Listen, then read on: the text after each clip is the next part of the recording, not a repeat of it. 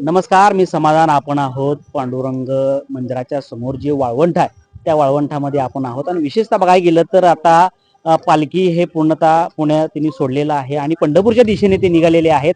अशाच त्या पायीवारीमध्ये वारकरी वेगवेगळ्या प्रकारचे वारकरी असतात आणि काही वारकरी त्या ठिकाणी डॉक्टर वारकरी असतात, त्या ठिकाणी नंतर IT वाली वारकरी असतात. नंतर बघायला गेलं तरी वेगळ्या वेगळ्या सायकलची वारी असते, रिंगण होतं त्याच्यामध्ये.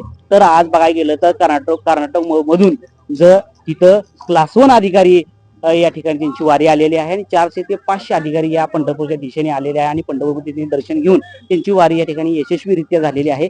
परंतु बघायला गेलं तर काही लोकांनी काही वर्षापासून असं वारी चालत आलेली, त्या वारीला कुठंतरी थांबणार काय आणि ती वारी पुढे चालणार काय असा लोकांमध्ये प्रश्न होता. परंतु ते कुठंतरी छेद करत या ठिकाणी युवा वर्ग देखील आणि सुशिक्षित लोक आणि अधिकारी वर्ग आपली सेवा बजावत वारीची ही सेवा बजावत या ठिकाणी पोहोचलेले आहेत. तर आपण त्यांच्याशी संवाद साधणार आहोत. तर किती लोक आलेत, कसे आलेत, कशा पद्धतीने आलेत वगैरे. नमस्कार. Namaskar. We came from Karnataka, around 400 people from Transport Department officials of 14 districts. We entered from Mohol on Friday evening and we started by walk.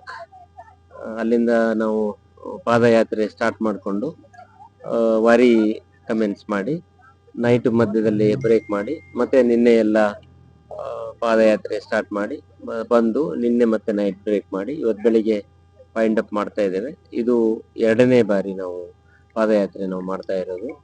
ಹೋದ ವರ್ಷ ಇದೆ ಸೆಕೆಂಡ್ ಸ್ಯಾಟರ್ಡೆ ಸಂಡೇ ಜುಲೈ ತಿಂಗಳಲ್ಲಿ ಬಂದಿದ್ವಿ. ಈ ವರ್ಷನೂ second Saturday Sunday we have come here to get the bless from to get the Ashirvada blessings from the Lord Panduranga. So we are the devotees of Lord Panduranga. So during our work time we are more stressed. So to get release ourselves, our stress and energize ourselves. And now we are coming through Wari to get the blessings from God.